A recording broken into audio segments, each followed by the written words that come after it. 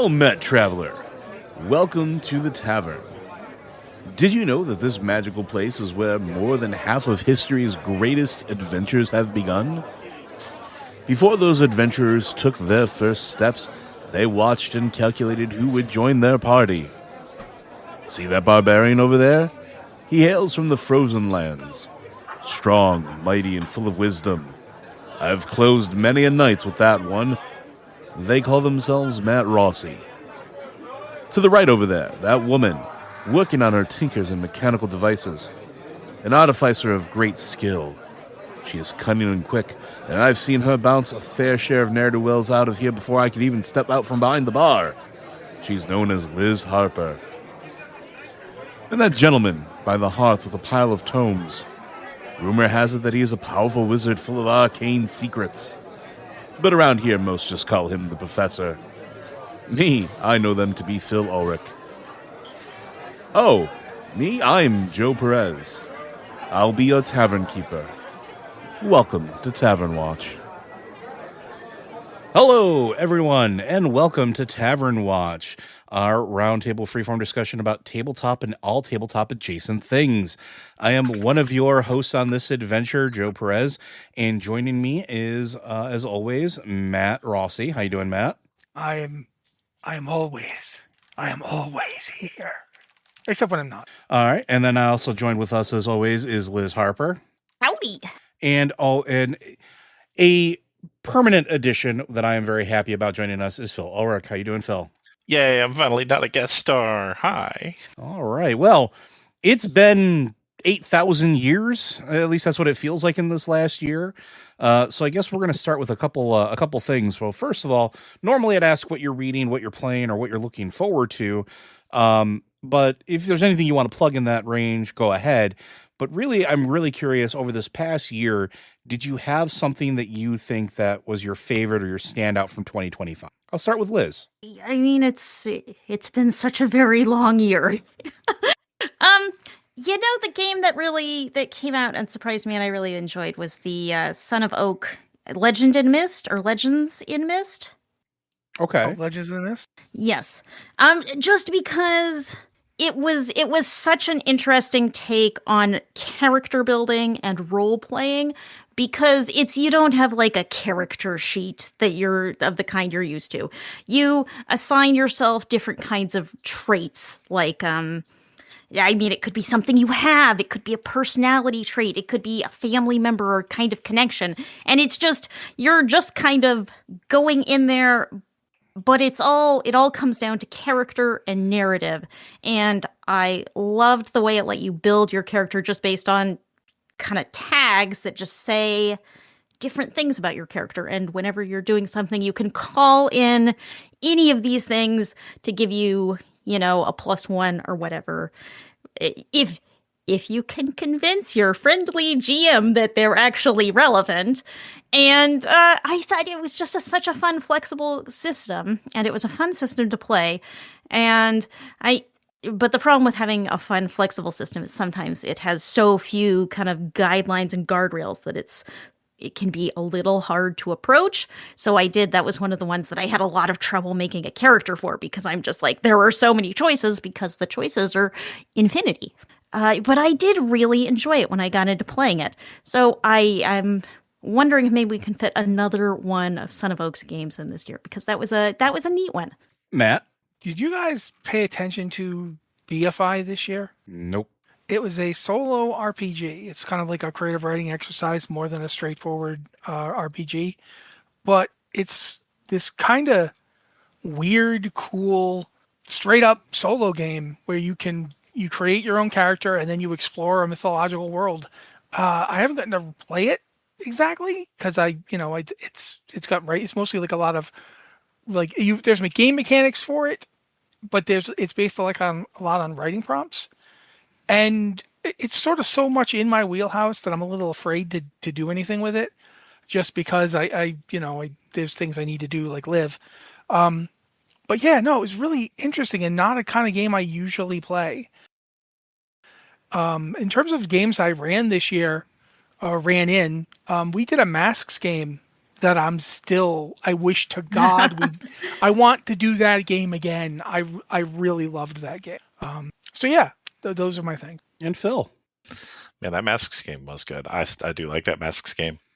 I'd say probably I can't even remember if it was it this year? Was it 2025 that we played Triangle Agency for the first time? Yeah, I think it was early. Yeah, it was. This year was so long that I have problems remembering what was actually this year. But yeah, like I've gotten to play so many good games this year, and it's made me very happy about the stuff that's popping up in the indie space. Things like Triangle Agency, things like Liz talked about. Legend in the Mist, which is finally out now. The official book is done and in my hot little hands, not in physical form yet. But now their campaign setting is starting to come out, Hearts of Ravendale. So very excited about some of that. Got to play Draw Steel, got to play it in real life.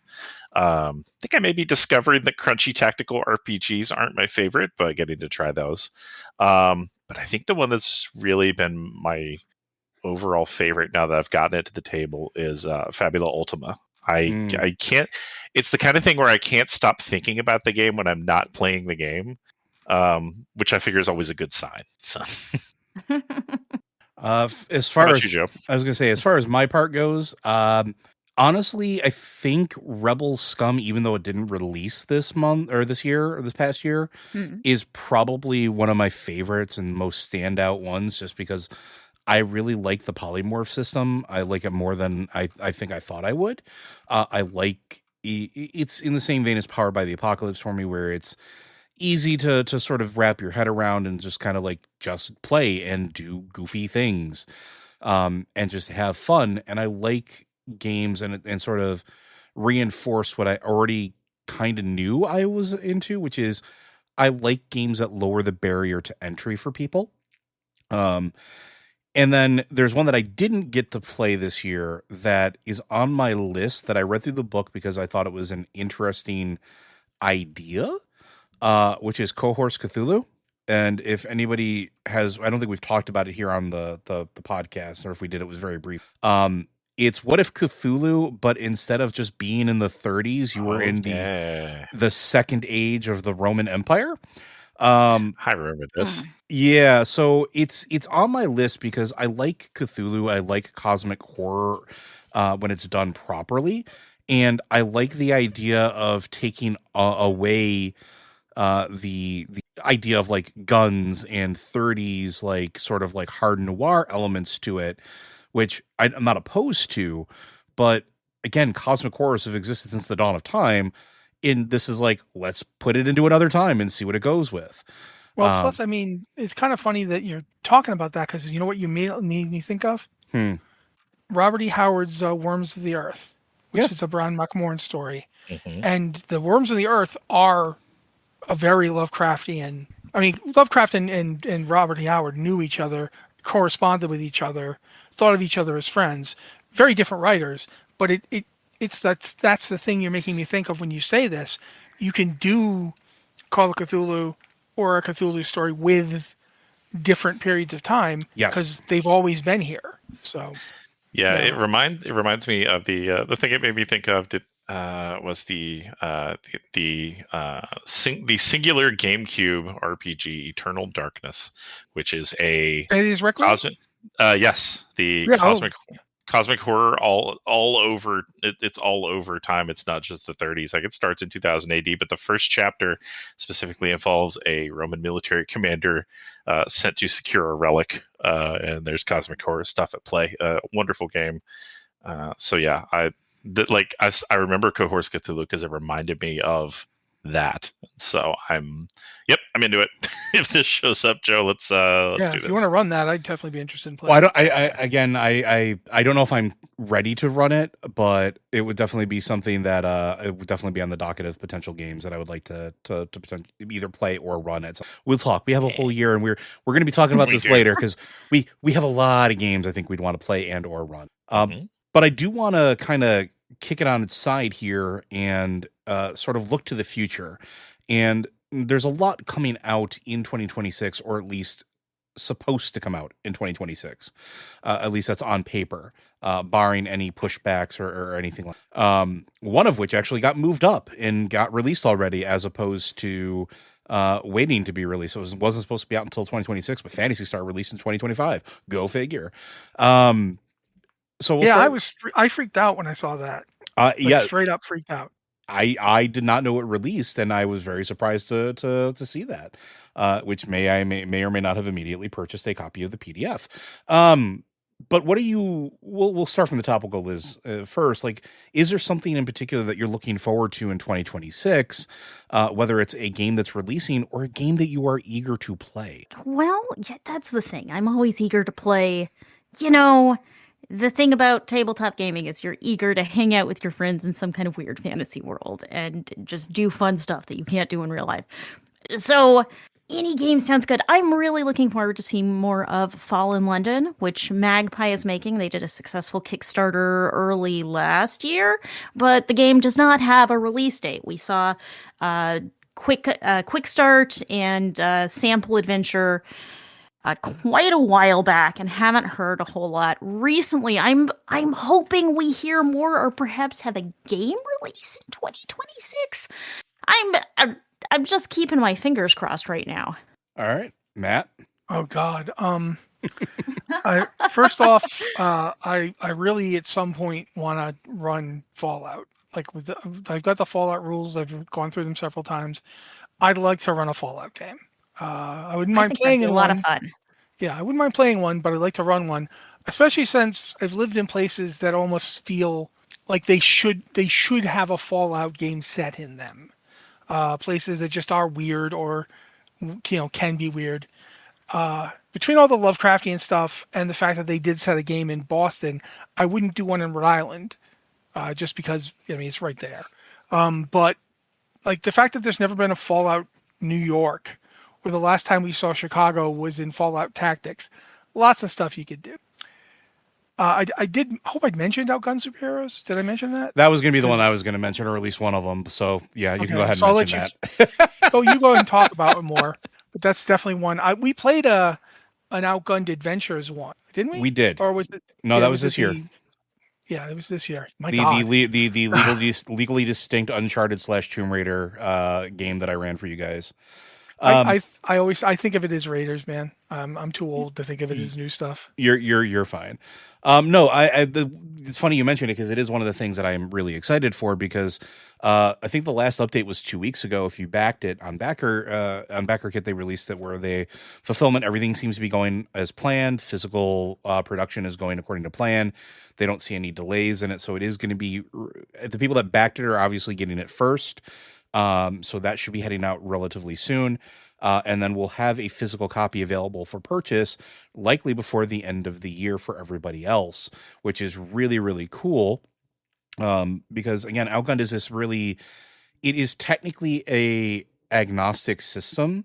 But it really is storytelling and movie action cinema play oriented.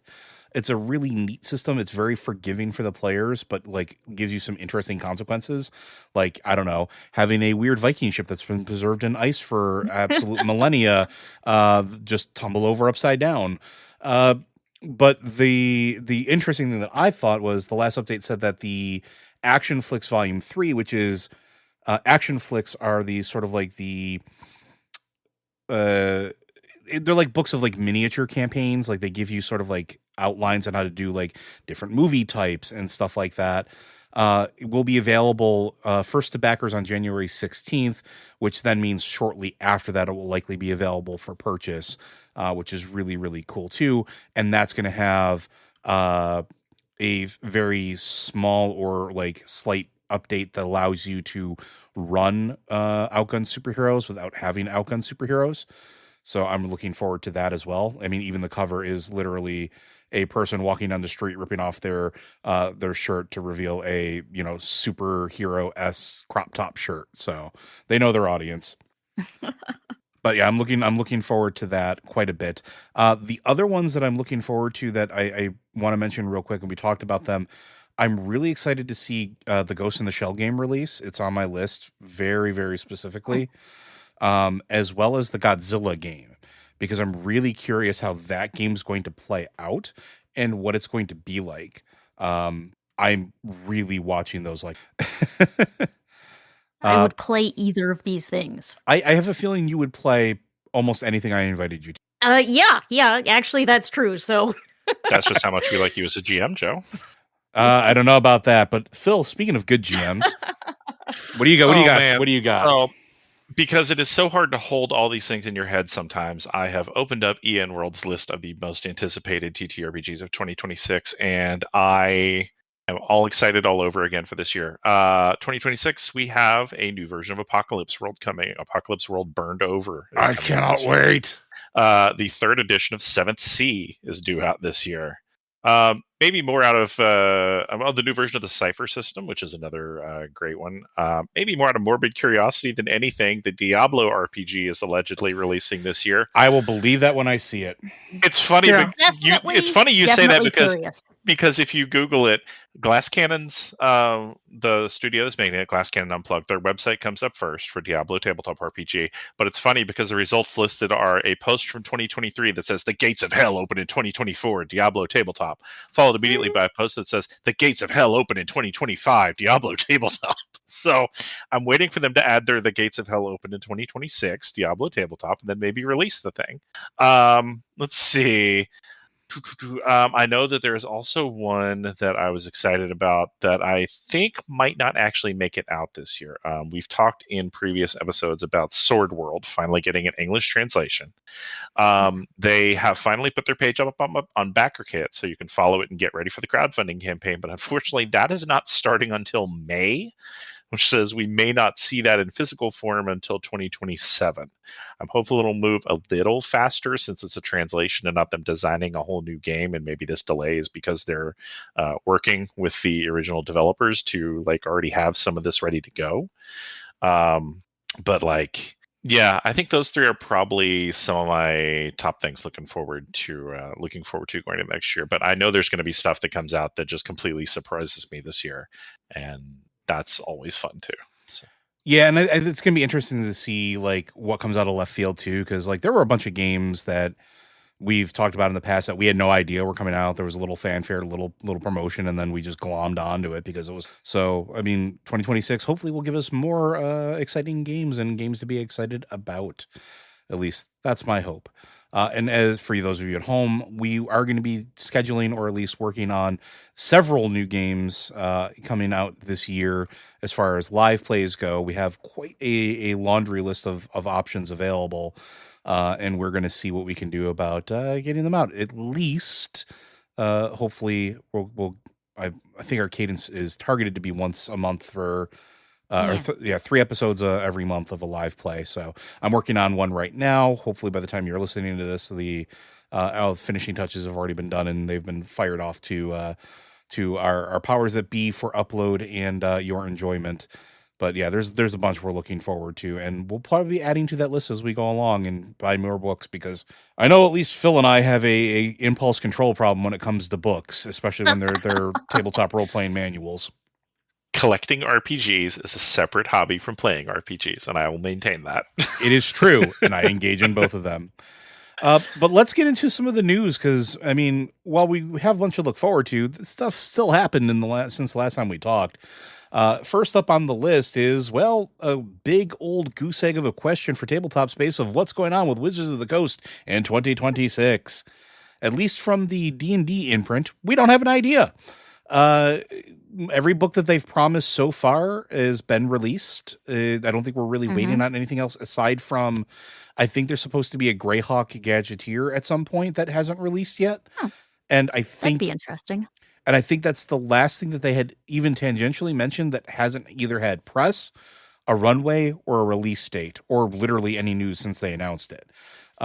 Because there was a whole thing about the Forgotten Realms Sword Coast stuff. They released those books. Very pretty covers, by the way. And then I have to stop you. I have to stop you because you're ignoring one very important book that's coming out in March of this year. Dungeons and Dragons Crochet, a book of many patterns. Okay, I actually was looking at that book earlier, And but it's I'm not like, a role-playing game I- book. It's just the I crochet kind of book, want which is it. okay. It's also not published by Wizards of the Coast. Yeah. It's Random House or Penguin. Mm-hmm. There are a couple books we know about, but I don't know exactly what they're like. There's one like a book of world building, I think, in May. But Yeah, there's actually the Player's Workbook of Epic Adventures Yeah. and the Dungeon Master's And Workbook of World That's Building. the same thing. Those are not being published by Wizards of the Coast. Oh no, Supposedly there's a What's dragon. doing? I mean, well, supposedly, and this is from third-party news sources, right? There's also the Dragonlance Legends Collector's Edition, which is supposedly releasing. It's a reprint of the original Legends trilogy, which was published in 1985. You should listen to the latest Lore Watch if you want to hear more about that stuff, because Matt and I talked about stuff like that. And I reread those in the last couple of years. They were a lot of fun, but you spend most of the time yelling at Tanis F. Elvin for being awful. 100%. He's a terrible protagonist. But yeah, other than that, like they've been pretty tight-lipped as far as their tabletop side goes. At least either they don't have anything on the docket, which would be very surprising, or they're waiting for some event or something to announce them. And I don't know if there's an event coming up soon or not that they would be keen to announce it. I mean, it's just interesting because Wizards of the Coast, the tabletop side of things, is kind of in a state of flux. They've lost a lot of staff in the last year. They've lost some really big names in the last year. And I feel like there's a lot of questions. Okay, what's next? And I'm not going to be a doom and gloomer who's going to be like, D&D is dying, because I don't think it is. I don't think it's going to die, but things have definitely changed at Wizards of the Coast in the past year.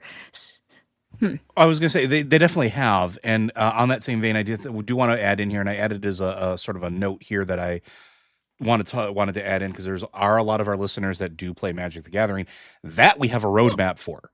Right, like they've released an entire year's worth of what's coming out and when for Magic the Gathering, including starting in 2 weeks with the release of Lorwyn Eclipsed, which is an in-universe version of, or in Magic's universe version of like Aesop's Fables and like folklore stuff, which is highly anticipated.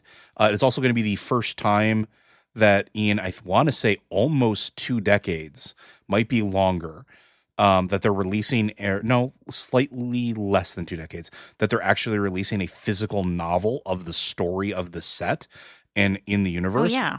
Which they used to do when they used to release sets, you used to be able to buy a box that came with packs, a dice for tracking your life, and then a copy of one of the novels. They took those out a long time ago. I want to say like 2007, 6, something like that. And they just never did them since. And this is the first time that they're doing it. I'm excited for that because I love physical books. I don't like reading web series when it comes to my lore. But I'm excited for that. We know that Teenage Mutant Ninja Turtles will be coming out in March for Magic the Gathering. Secrets of Strixhaven, which is a return to Strixhaven in universe, which if you've played the D&D tabletop, it started as a Magic the Gathering setting. And we're returning to it now in April. There's a Marvel Superheroes Universes Beyond releasing in June. There is a The Hobbit Universes Beyond releasing in August. Reality Fracture, which is an in-universe, unspecified thing that we don't know quite what it is yet. We're thinking it's something like Time Spiral or Time Shifted, which is going to be part of the Metronome story arc capstone, which is they give these weird names to story arcs. That's in October, and then November we get the Star Trek Universes Beyond release, which I'm super excited for. They're all in on that, it seems, but the D&D stuff seems to be falling to the wayside, and I'm interested to see what we get, if anything, from the other side of the house. My fingers are crossed for some of those recent Unearthed Arcanas to pay off. Give me a Dark Sun. Give me a Dark Sun book, Blizzard. Yeah. Blizzard. Well, I mean, yelling at Blizzard. it's really weird Blizzard's because first, Joe just please. mentioned it. Joe just mentioned the Lorwyn stuff, and they put out. They did. D&D Beyond put out a book for Lorwyn. Yeah, because it was supposed to be a full campaign setting at one point. Yeah, not So just a little weird. primer, because Lorwyn is one of the most beloved universes. So yeah, it's a little weird. I'm really hoping that you're right about that, Phil, that we get a Dark Sun. But it really strikes me like, apparently, according to stuff I've been looking at, D&D's market share has not decreased. In fact, they made a ton of money last year. No, Wizards made a ton of money, but it wasn't D&D. All I know is that they're doing okay, and you would not know it from their publication history. It's very sporadic. Like, they published a lot of stuff near the end of 2025. But it's also, they haven't had a big promo campaign. I feel like their recent books have gone out very quietly without a lot of promo or excitement. So that's been kind of a bummer because they have released some interesting stuff this year. Yeah, that's, I mean, kind of where we're at, right? Like I don't know. I know that the Magic division is floating Wizards pretty heavily right now, and it's floating most of Hasbro. Wizards is the only profitable division that they have. But I'm hope Phil's right, because there's a lot of Unearthed Arcana stuff that we were talking about that we're excited for. And I'm wondering how much of it is tied up in figuring out licensing, because a lot of the old campaign stuff, especially from like the second edition days and before that, the licensing for it can be all over the place, and who owns what rights and to which portions of it. And Matt and I have talked about this before in the past when we talked about like TSR, and we did a whole deep dive on that. Sometimes individuals owned portions of something as opposed to like the company itself. And so while the company may own the name of the setting, they couldn't do anything or wouldn't do anything or didn't do anything because they didn't own the rights to do the other stuff. So it's really complicated for older D&D stuff just because of how slapdash the company was about what contracts they offered and what they got people to sign to them. I think the one that really comes to mind is The Lost City by Tom Mulday, which he owned. Like they published it, he owned it. And that's one of the reasons they don't get it hasn't gotten reprinted since like 1988 when they put it inside one of their big module compendiums, because Mulvey owned it. They had to go to him and say, hey, can we do this? So some of that has kind of happened with Eberron too, isn't it? Where like, yes. WotC has their official releases, but then like Keith Baker has continued doing stuff outside, but he has to publish it through DM's Guild rather than through WotC. So well that's weird, because you should mention this, John. I was literally just going to, that was a perfect segue, which is interesting because Ed Greenwood is going to be doing the same thing. And again, listen to the previous Lore Watch if you didn't. Ed Greenwood is working on something called Realms Bound, a series of deep dives into specific regions with 4 Forgotten Realms books planned for 2026. However, these are not official releases from WotC. These are going to be released directly through the DM's Guild, which is a fork of Drive-Thru RPG, essentially. And they're doing it as a Patreon fueled endeavor, it looks like. So that's going to be really interesting, because Ed Greenwood is a major portion of why the Forgotten Realms exists as the Forgotten Realms as we know it. It started as his D&D campaign before he even sold it to TSR at the time. Yeah, so him doing a really big deep dive, on that stuff with, the note here says set in the Dale Lands, which we didn't even really get to talk a whole lot about the Dale Lands, and when we got to do our last episode of stuff. We haven't really seen the Dale Lands since Ed Greenwood was working with TSR. Like, since Wizards of the Coast has been doing it, their focus has kind of shifted to the Sword Coast instead. Yeah, I remember I still have the box set downstairs on my bookcase, the second edition Forgotten Realms, and like with Dale the gray Lands. Books? The gray box. You'd think the Dale Lands was the most important part of the Forgotten Realms because it's the bulk of the material in there. Of course, it's because it's where Ed Greenwood's self-insert Super Wizard Elminster operates primarily, which I'm sure is part of it. Yeah, not only that, but it's also where like the Elven Court is stationed, and I think that's where Cormanthor Forest is, and like there's a whole bunch of like really important things that are there that we haven't really talked about or seen in a long time. So I don't know. You know what's funny? Go ahead, Liz. I mean, I like this as a concept because it doesn't sound like these are going to be adventures in the Forgotten Realms. It's not an adventure book. Though actually now that I have the page up in front of me, it says the 3 new adventures in it, but it's focused on the region and telling you about this place. And so the first book is a guide to the Dale Lands, then Inns of the Dale Lands, and Delves of the Dale Lands, and Adventures in the Dale Lands. So the last one's an adventure book, but it's focused on world building and places you can take your characters and set your campaigns. And I think that's interesting because it feels like sometimes in a game as big as D&D, where there are so many possible settings and so many places you could go and places to start, it's like where you are in a world kind of feels like it gets a little lost.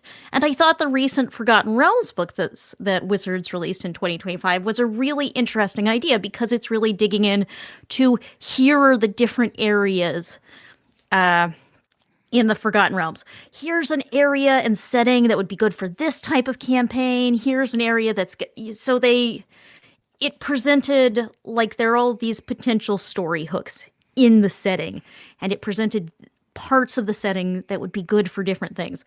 And I think that's a really good thing, because you can say, oh, we're going to play D&D, but that can mean almost anything. The setting and where you're building out your campaign is so important. And this project feels just really like it's digging into setting, and this is where you're going to have adventures. Not just let's go have an adventure, but this is the place you're going to have an adventure. And these are all the little interesting things in it. Well, that's one thing I will say is, like, in Phil, and I know Matt will remember this, like, those were things that were included in some of, like, the old Red Box book or boxes that you would get of the adventure stuff. And then when, like, they were releasing Dark Sun and they were all individual little adventure things, those packets had, like, if you were in a new region, it gave you like this big deep dive into the region, so you understood the world setting or that specific region you were putting those players into. And that's always really welcome. And they did do that throughout 3rd edition, 4th edition. Some of 5th edition did that, but a lot of 5th edition was predicated on this belief that you already knew these regions. And so, like, I remember reading like Rime of the Frost Maiden, and like there was a whole bunch of stuff just missing that like would have been potentially incredibly relevant. Again, see the previous Lore Watch for why. Plug. I'm sorry. We had a really good discussion about the Icewind Dale trilogy. Hello, Lore Watch audience. I think he's talking to you. Yeah, this was kind of like when I was, first getting into D&D, playing 2nd edition. Like, this was the MO for most of their big releases, was not giving you a fully fleshed out campaign or even an adventure. It was giving you a place with hooks and character options, and then you kind of went from there. Whereas it's kind of shifted over time to giving you like a fully fleshed out adventure, a series of adventures you can run with just the bare minimum of the setting that you can fill in around it. So it's always nice to see, for me personally, it's always kind of nice to see them, drift a little back the other way. Give me some more setting info, give me some hooks, give me things I can build on without necessarily just, buying what you've done and running it as is. Give me things like, give me a sandbox I can play in myself. That's what I would say. I find myself wondering, and I don't mean to be cynical, but I am, so I'm not going to be able to stop at this point. I find myself wondering if we're looking at the future for Wizards of the Coast, though. If instead of having a bunch of people on staff that write products for them and do adventures and do settings and all that stuff, if they're going to outsource a lot of it to people that are, used to work for them or work for them occasionally as a freelancer. And, between Keith Baker, who's been doing this for every Eberron release since the original one, like he did it for 4th edition, he did it when 5th edition first came out, and that's in 2014, and he's been doing it again recently. If now we're going to have every time there's a Forgotten Realms, push, Ed Greenwood is going to end up coming out and doing a bunch of stuff. If, Gary Gygax is dead, and I have no idea who currently would be the one to do it, and I hope it's not Luke. But, there could eventually be a Greyhawk book like you talked about. They put a Greyhawk map in these books, so maybe there was going to be a Greyhawk setting book. But would they then come out and do a deep dive? That's what the Gadgeteer was supposed to be. Like, they mentioned it, like, it might have been even a year before last year, right? Like, they mentioned doing something, and you might be onto something there. Because, and this is not me, I'm not tinfoil hatting, it's just from a business standpoint, it seems that that's the way Hasbro is making most of their business decisions, because at the end of the day, it's not necessarily Wizards' decision. It's Hasbro, the parent company, but the parent company is wanting to operate more like an IP holder and outsource as much as possible for everything else it does. So like, G.I. Joe stuff from Hasbro is not really done by Hasbro anymore. It's done by high-end third parties or integrations. Yes, they do release stuff, but they really don't release stuff like they used to. They outsource comics and media and everything else for them. Same thing with Power Rangers. Same thing with Transformers. They do make the toys, but most of the important stuff or the stuff that people want is, licensed out or, working with a third party to bring to life. It would make sense that they would try to make Wizards do that too. Because, again, there have been so much staff reduction, so many people that have left that company that it is almost untenable. And we talked about this before the new player's handbook released I'm going to call it 5.5. Like, I'm just going to call it that. Yeah, that's fair. Like, before that released, how many people got let go before it was fully done? And we didn't think that book was going to hit the shelves. And it was delayed an exceptionally long period of time from the initial promise date. I saw you laid up there. 4 months? It was, I think, longer than that. Yeah. So, I mean, but I could see them looking to go to like the well, so to speak, of, well, we can get Ed Greenwood to do this stuff, maybe potentially let's throw money at him and then we don't have to pay health insurance. Or, Well, or we Or don't have to lay people off. So I have a question. Does Wizards of the Coast get a cut out of things published on DM's Guild? Depending on what the licensing is, yes. Okay, so they could be getting a cut out of this project. If it uses something that is copyrighted, which in this case it kind of is, I guarantee you that there's probably some deal in the background between Ed Greenwood some and licensing arrangement, yeah. So, because it is a home for homebrew, but yeah, go ahead. It's interesting because I feel like third-party content Wizards of the Coast has slowed down a little in the past couple of years. They've put out content, but they've had a really big focus on getting this 2020, I want to call it the 2025 edition, and it's not on that out. And they've published fewer source books and things of that nature. So it's really on the community to come and produce things that Wizards isn't working on. And that's where you see all kinds of interesting content. But yeah, I mean, if they're counting on that for content creation, then it does feel like they're getting less of a piece of the pie than they would have if they were hiring designers and doing this themselves. I don't know if this is good. I don't know if this is bad. I'm just happy to see that we've got a big marketplace of third-party creators who are still out there doing cool stuff. Yeah, and speaking of cool stuff that, I mean, we don't know that we're ever going to get to see it again, but like, who wants to talk about James Olin here? Oh boy. Talked about it before. Hey James, please send me a copy of Exodus. We'd love to play it on the show. I will say that James Olin, he is pretty important both in terms of computer gaming. We should specify who he is. Yeah. I was about to do that. First off, he worked at BioWare back when BioWare was still BioWare, and he worked on a lot of the games that he did, including the original. I think it was Baldur's Gate, the actual original Baldur's Gate, the OG one. Yeah. Yeah. Then he moved on to working on their Knights of the Old Republic game, which may or may not have heard of. That's a Star Wars game. Yep. And then he worked on the original Mass Effect. After that, he left. He also worked on Dragon Age Origins. Yes, he did. He worked on Dragon Age Origins. He basically was there for the beginning of a lot of their stuff. And then they would usually move him on to the next thing that needed somebody to make sure would actually happen. You're good at building worlds. Go over here and build a world. Yeah. He left, I want to say back in like 2014, maybe even earlier than that. But he started his own... 2018, he retired. When he left, he didn't do anything significant for a couple of years. Then he started his own company in his garage. I can never remember the name of it. Arcanum Worlds. Arcanum? Yeah, Arcanum Worlds. He created a game that we actually ran here on the site, Odyssey of the Dragon Lords. Because at the same time that Wizards of the Coast was putting out their Theros book, which was Greek-influenced Magic the Gathering stuff translated to D&D, he wrote his own entire Greek-influenced thing called Odyssey of Dragon Lords. And it had a lot of really good content in it, so I unabashedly used it.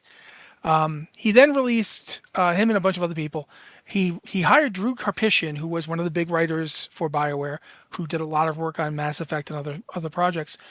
And he put out Raiders of the of the Serpent Sea, which was an amazing book if you wanted to run a Norse mythology inspired D&D campaign. It's really good. Go steal some stuff from that for your campaign. But by God, buy the book, pay the man. Then he suddenly got hired at Wizards of the Coast, and we didn't know what he was hired at the Wizards of the Coast for a little bit, and then suddenly it came out that Wizards of the Coast was creating Archetype Entertainment, which was their big, we're going to make our own games company. It's the game company that, if you've been watching Game Awards for years now, you've seen the Exodus trailers. Exodus is their big release game. It's their flagship, their launch game. It's also... Go ahead. It's also very much Mass Effect. It is Yep. Mass Effect, only with enlightened animals that so you could be an awakened polar bear or something like that. I don't know if you can actually play them. I hope you can play them. Yeah, I would love to be a polar bear. Have like it'd be a shame to add like polar bears with humanoid intelligence and then not be able to play one. Yeah, but they did that in Mass Effect. They didn't let us play any of the cool alien races, so we'll see what happens. But regardless, and there is more Mass Effect talent on here. But yeah, the interesting thing is that James recently, as in I think just before the end of the year of 2025, basically said, "Oh, and by the way, guys, I'm leaving," and he did. It's one of the interesting things here is Exodus is coming out, but it's not coming out tomorrow. It's expected to release in 2027. So he's been working on this, but he kind of said he's, I'm done with my work. It's in good hands. It's a little unusual to have someone running a game to step down before the game releases, but here we are.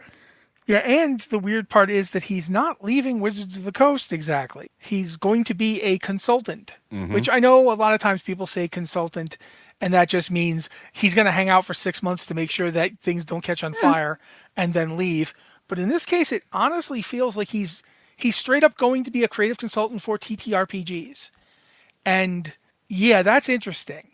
In a time where Wizards of the Coast as a company is shedding a lot of people, including a lot of people that were very important. In some cases they left, in some cases they were laid off. But I mean, to see James Olin suddenly become a creative consultant for TTRPGs when he has his own company that makes TTRPGs. Go ahead, Joe. I was going to say we should also mention that like the interesting shift of it though too is that this is happening around. This happened less than a week after the big new trailer was released at the Game Awards. And his only statement was that he felt that his work was complete on it, which is interesting. But then after that, we also found out that Hasbro, or at least maybe we already knew this, he was the head of development of Archetype Entertainment. And now, at the same time, Paul Della Bitta heads up Wizard of the Coast Digital Ventures division. Della Bitta has been 10 years across 2 stints at Blizzard, as well as a general manager at Riot Games in North America before he was a co-founder of Dreamhaven with Mike Morhaime, and now he's here. That one concerns me that he's moved to Wizards of the Coast from Dreamhaven. I would agree. Dreamhaven released a couple games that did not do as well as they hoped. Of course, that's a different topic for a different podcast, but I am concerned. Yeah. I mean, we'll see what the year brings, but it definitely is an interesting way to start, if nothing else. Well, isn't it too like and the president of Wizards of the Coast and its digital things is John Haidt, right? He used to work at Blizzard as well. Yes. So I don't know. That's kind of odd now that you've brought that up. I'm thinking about that. Yeah. Guess we'll see. Because I mean, there's been definitely over the last 5-6 years, there really has been an attempt at least Hasbro management to make Wizards video gamify their IP stuff a lot more heavily. Whether it was the now failed virtual tabletop system that was going to be play like a video game, or any of the other endeavors that they started. And part of that may be because the people that they kept pulling in weren't video game developers. So they pivoted and started pulling in video game developers. But also those video game developers were known for helping create new worlds, not necessarily rehash old ones that already existed, right? So, go ahead. Like one thing, this is sort of a fork on our conversation that I do think we should bring up is that while he was working on Exodus, James Olin also released a 5e compatible TTRPG supplement that told all sorts of Exodus backstory and provided a whole science fiction game based on 5e. So that you can't get. That you can't get because there was no digital edition. It was only available in print and it is sold out. So it's completely inaccessible and apparently contains a lot of the lore of the game. So I wonder if Olin he's interested in world building. We were just talking about Ed Greenwood building these vast worlds and settings. Maybe this is what Olin wants to do. He wants to build worlds. The world here is built.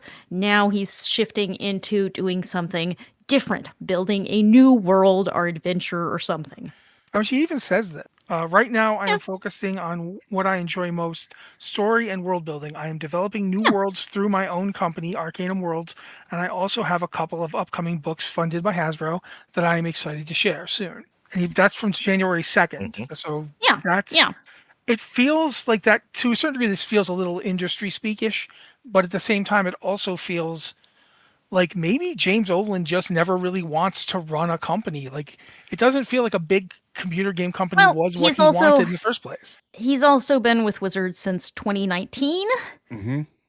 Working on Exodus. That's a long run, especially if it's something that you maybe aren't enthusiastic about or kind of fell into and didn't mean to.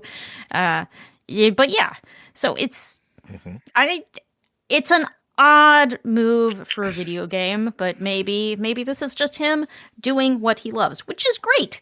Well, and we'll see what Exodus turns into. You kind of read between the lines of some of what he said and some of what people at Hasbro have said. Like, he kind of offhandedly mentions when he's talking about the 6 years he spent at Archetype and leading a AAA project that burnout is not unusual in this industry. Like, he doesn't come out and say, and I was burned out on it, but you can kind of read between the lines there. Being in charge of people and having to report to corporate, that's a whole separate kind of burnout too. Yeah, and Hasbro's VP of Communications has said straight up to Bloomberg that Olin outright asked to shift his creative focus to tabletop games. So, I think maybe he just didn't want to be running a video game company anymore. Which how did I end up don't here? Blame him. Yeah, how did I get here? Also, I would really like to see a digital version of this Exodus tabletop game. I would like to see and play this. If we can get our hands on this, I'm telling you, we're going to run a game of it this year. I just send an email to James Olin and be like, hey, do you have some books? Yeah. that's a big question mark right now. I want you guys to understand that right now I am standing behind Liz holding up a big sign saying, yes, release Exodus on digital, please. I agree. Everything I've seen about it is, I'm honestly just shocked that it never showed up on D&D Beyond. It seems like such a slam dunk. I'm not, but for other reasons. But staying in the video game channel of things, I think we also need to mention Warlock here. Not necessarily spend a whole lot of time on it because we don't know a whole lot about it. But it was a new D&D game that was announced at the Game Awards. It's being made by Invoke Studios, which made the Dark Alliance games, which were very action-oriented games.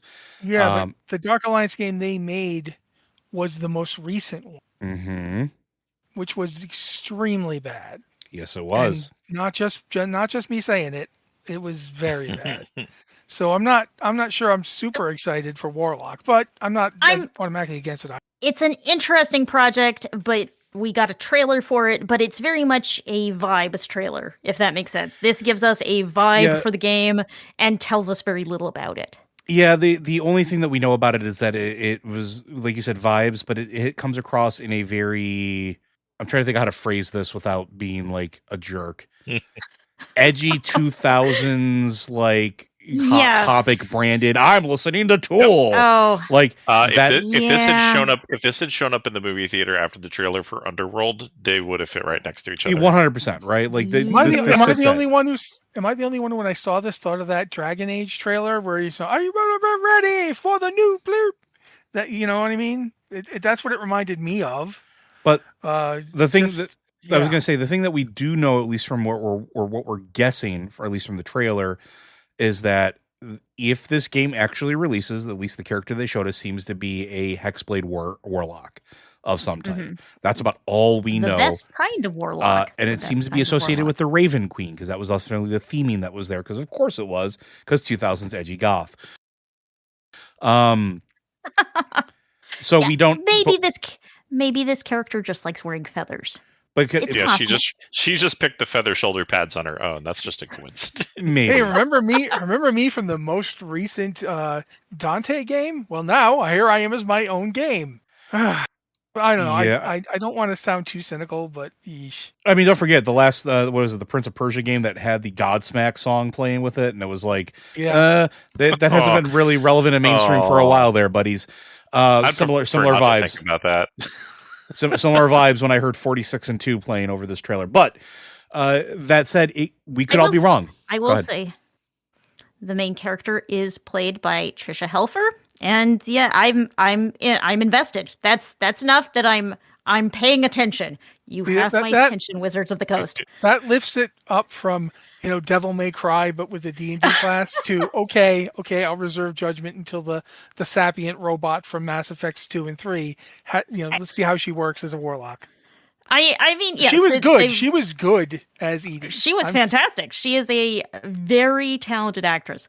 So the fact that this was not in the trailer. I mean, they didn't make a thing of this in the trailer, but this is the part that seems most interesting to me, is that they have some real voice talent behind this. So a good voice actor can make an okay game really great. So I'm willing to give it a chance, but yeah, we don't know much about it. And can you make a video game just based on a single character class? Maybe. I think you probably can. You probably could, if it's done well enough, and if it's because I mean, we had a whole series of games revolving around being a bard at one point, and those were great. I'm sorry, God of War, anything. It's a barbarian. It's just a barbarian. He's extremely angry. He uses big weapons. He stabs everything, and he will pick a fight with a literal guy who's so huge that one finger is bigger than a mountain. And win by pulling the dude's. No, we won't talk about that. But we need to move along from that. So, moving on to the next thing, which also revolves around 5th edition a little bit. I do want to mention, or at least invite somebody to talk about Dark Matter. Okay, it's me. I'll talk about that. Basically, the reason I got interested in Dark Matter when I saw it, that basically Instagram has realized who I am, and so they just throw continuous crowdfunding ads for various new games coming into another platform. This is one of those. It's much more like Starfinder than it is like Spelljammer, but it's a kind of more horror oriented one. It's sort of like Joe was talking about Cohors Cthulhu. It's kind of like if you did that, but you put it in a fantasy space future with lightsaber wielding knights, and then you also had old gods that were like eating planets or were planets. It's got a lot of stuff that's just oriented straight up to get mined. Like when I was looking through these books, this thing still has not finished coming out on Kickstarter, so there's not a lot of rules and stuff to look at. But looking at the stuff that I could get a look at, a lot of it seems aimed at this is for you to use in whatever way you want. Do you want to run a campaign in this? There's enough to do that. If you want to be doing something of your own, but you want to mine some ideas, you want to borrow some setting stuff, that's there too. Or do you just want to have a spaceship crash on your D&D world so your players can get phaser guns? You could do that with it. So it's, in a weird sort of way, it feels very old school. Like it feels very much like Expedition to the Barrier Peaks, if y'all remember that one. But I liked it. I thought it was interesting. And I like the fact that Liz pointed out earlier, seeing third-party people do stuff with even just with 5e, that's not going to ever come from Wizards. I don't think we would ever get anything like this from Wizards. So I'm interested to see it, to see what they do with it. Especially since we still haven't got a copy of Exodus, and they've had that for a year now. How long have they actually had that? Like, seriously, that was 2025, right? I don't even remember. It was like 8,000 years. Yeah, it feels like I'm like spaghettifying in a gravity well. But yeah, I liked seeing it, and I'm interested to see more of it. And I was gonna say to sort of piggyback off of that, this is just another example of the, if it's not going to be made, then somebody will do it themselves. And Spelljammer and Planescape did release, and were kind of not really heralded with a whole lot of fanfare. They weren't awful, but they weren't what people expected them to be. They were fine. They were okay products, right? And people have been clamoring for a good D&D space system.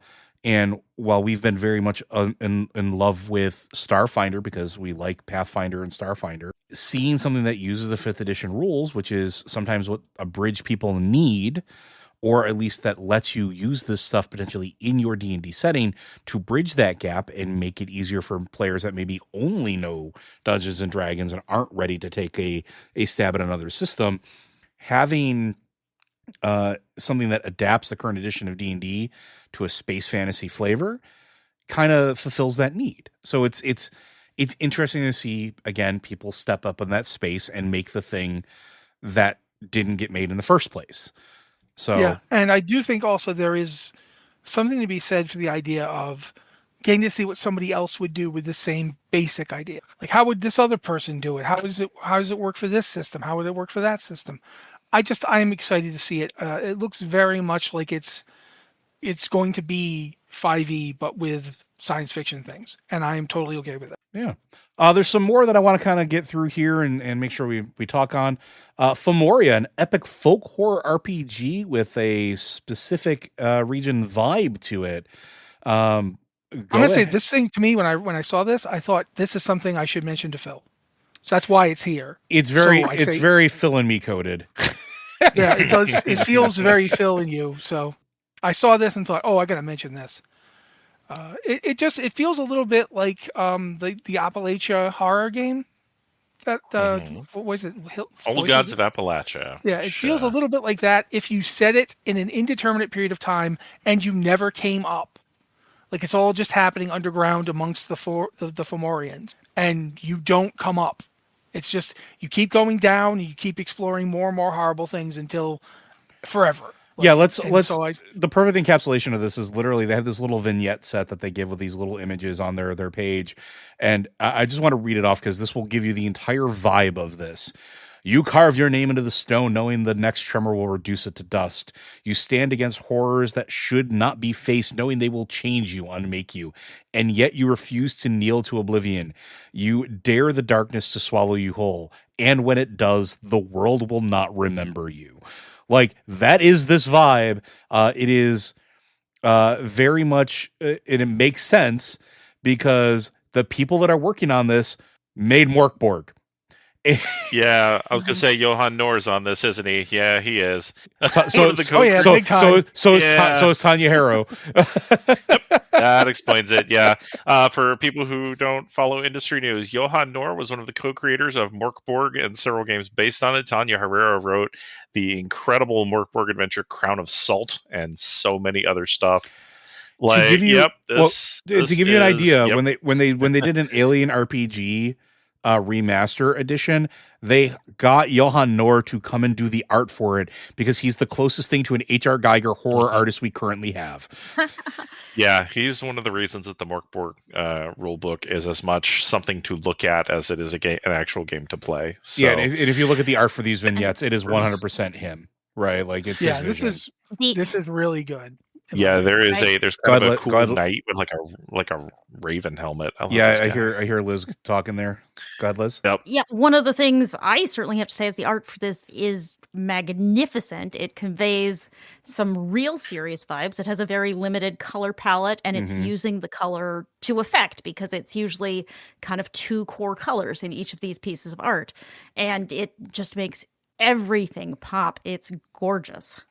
Liz should look at some of the Morkborg art, and then we'll probably never talk to us again. Oh, and report back. Yeah, I need to get Liz a physical copy of Morkborg because it's you actually do need to see it in physical form because some of the pages have like different reflective material that actually changes how the page looks.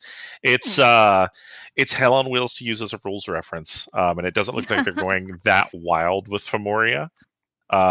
but yeah, some of them are incredible. Femoria feels more stable in terms of it's got like an identity to every piece of art that kind of collects. But just the fact that there's one of the first images is a pangolin man with a walking lantern on his arm, and there's just like it has a very like Halloween vibe to it because of the orange and black that's being used. Yeah, it's really striking. Yeah, this looks really slick. I've clicked the follow me, tell me when this is as available. Have I. Yeah, like I said, I saw that and thought I got to mention this because it's basically Villain Joe. Yep, this is good. So. And that's not the only new thing that has released or is coming out. We missed this last year. And Final Fantasy. Final Fantasy did release last year, actually. Phantasy Star RPG released on October of 2025, which was absolutely insane because it wasn't supposed to release until 2026. So yeah, that's what I heard too. Yeah, like I was amazed to see this. Even in the so I mentioned earlier the EN World thread about where people were nominating their most anticipated games of 2026. There's at least one post where someone said they were anticipating this and got corrected, and that's how they found out that this came out. So like people who are lurking on TTRPG forums all day long enough to post or participate in the community weren't aware that this game came out. Yeah. Yeah, and I mean, it's a very odd, but I mean, again, like I mentioned at the beginning of the show, like immediate purchase, right? Like I slammed my hand on that button, right? Mm-hmm. I'll go through a couple of the quicker good news things here real quick. There was a little bit of a game crowdfunding roundup that I found that actually noted something that. One, I didn't know was already live. I knew it was going to happen, but I didn't know it was live. And I didn't know that it had funded in a minute. At the time of this recording, I don't know if you're listening to this when, but as of January 16th, this will be done. But Dynamite Entertainment had a Kickstarter I think it was Dynamite. Could be wrong. It's Dynamite. Yeah. It says Dynamite right here. The role-playing game for Thundercats, which is absolutely insane. It's using the Dungeons and Dragons 5th edition rules, which is crazy. And then I may or may not have to back this. Like, I love the Thundercats. Like, this is crazy. I was like, no, don't need it, don't want it. Then I saw that they mentioned the reimagining in 2011. The reimagining of Thundercats in 2011 took what is a childhood, like, a nostalgia hit for me, and actually made it good. Yeah, it was very, very good.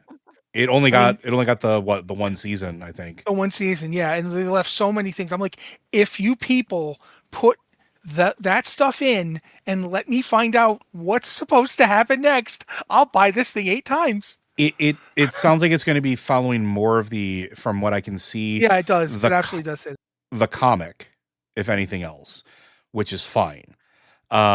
Which is more what you're looking for. It's more that adultish, like, setting for it, not necessarily just this I'm going to sell toys to kids cartoon. So I think I'm really excited for this, like really excited for this. Plus, it is rare to see it go 5th edition like this. Yeah. I find myself wondering what reason that was, why they decided to go 5th edition. They have an existing deal with Hasbro on toy production. That makes sense then. Yeah. So I have a feeling that's what brokered the deal. But there's other ones that are just real quick because we're running out of time here. Toon, which is a role-playing game that has been around forever, where it's essentially Looney Tunes with the serial numbers filed off, or Tex Avery with the serial numbers filed off. Second edition from Steve Jackson Games is up. It'll be ending on January 15th. There's a bunch of other ones like Adventures in the Mist for Old School Essentials. Will be ending on January 16th.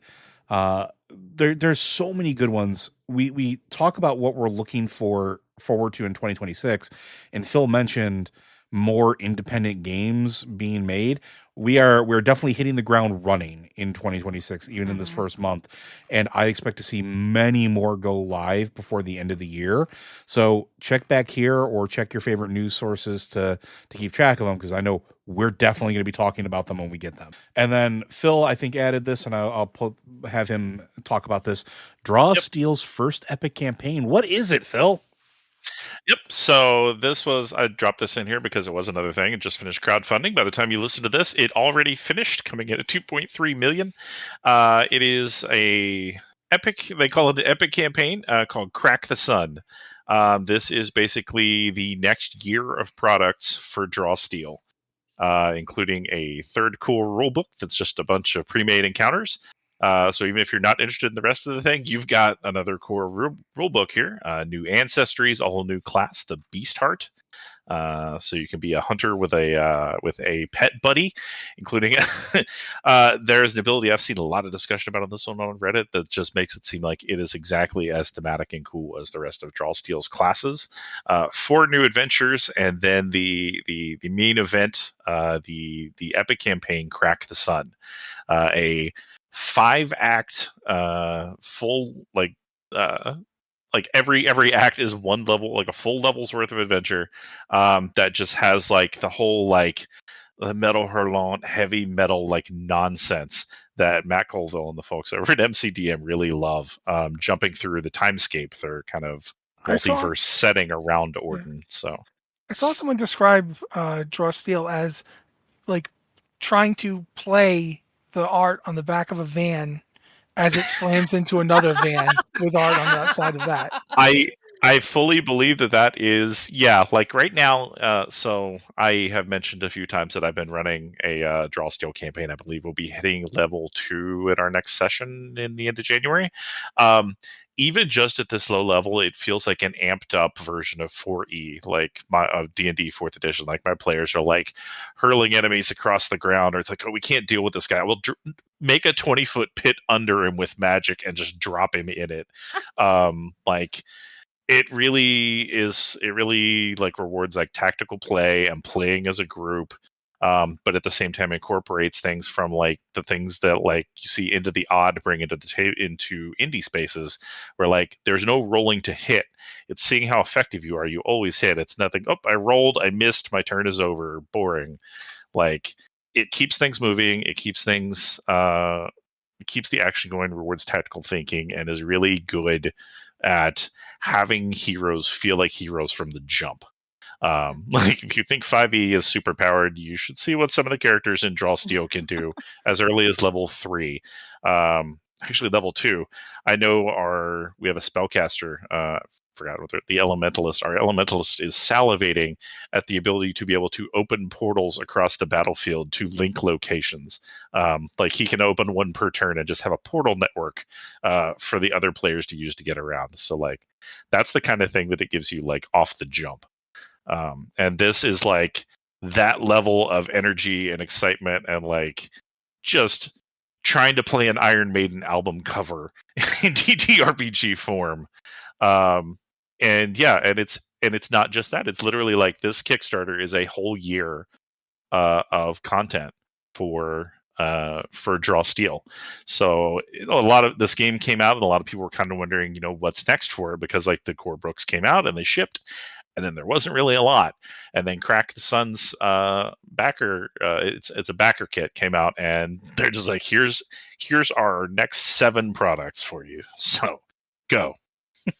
All right. And then I think I just want to mention this real quick for a little bit of news, not to necessarily end on a downer, but thought it was worth noting.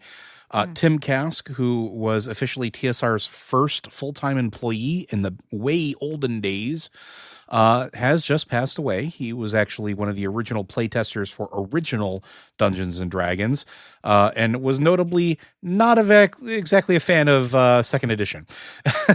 No, not or second AD&D. edition. AD&D, First, yeah.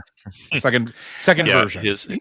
Tim Kask worked there so far back that he got mad and stopped working there when Advanced came out because he preferred the box set. Yeah, he didn't like the heavier rules that were coming in with AD&D. His first job was actually editing the Blackmore booklet that was codifying the setting that had just kind of been used in those early tabletop games when there wasn't officially a D&D product yet. He was Tim also Kask also an editor for Dungeon Magazine as well, if I remember correctly. I think so. Dragon, Maybe actually. Dragon. The other one. Yeah. He actually, one. he tried to do his own. One of the things he tried to do in the early '80s was actually make his own publishing company for his own tabletop RPG, but kind of got lost in the industry crash for a while. And I just want to. He was just a cool guy. He ran a YouTube podcast for years, Curmudgeon in the Cellar. And Tim Kask is one of the rare and cool examples of someone who has been playing this game for years and is like an old school grognard, to use that term affectionately, who still possessed like progressive views and wanted to bring more people into the hobby and was just honestly like a really cool person instead of being like a secret racist like one of Gygax's sons turned out to be. Yeah, and Kask actually had a sense of humor about it. Yeah, so it's a real shame to lose him, but it sounds like he went peacefully, surrounded by family and friends, and contributed a lot to this hobby that we all love. Well, we can only hope for as much. But that, friends, I think we're going to call it good there. I do want to thank you for joining us and remind you that Blizzard Watch and all of our wonderful products are made possible by you, our wonderful listeners, by your support at patreon.com/BlizzardWatch. That support lets us continue to thrive and grow. If you are a supporter, it allows you to have access to our podcast early. It lets you have an ads-free site experience, as well as, just sort of all manner of neat perks. One of the things we do ask is that if you have questions for this or any of our podcasts, we ask that you send those in. You can send those into podcast@blizzardwatch.com. We ask that you specify the show that it is for in the subject line, as well as any special pronunciation of your name. If you want to hit us on Discord, you can do so. The podcast Q and Questions channel is open to everybody. We also have the patron Q and Podcast Questions channel, where we look there first as a way of saying thank you for our patrons for helping us keep the lights on. And again, if you can't support us monetarily, as a reminder, sharing our content, liking it, leaving comments on it when you can, all that stuff does help as well. It helps the algorithm feed our content to people and helps make sure that we don't get buried in the enormous sea of everything that's out there. But with that, friends, we thank you very much, and we'll catch you next time.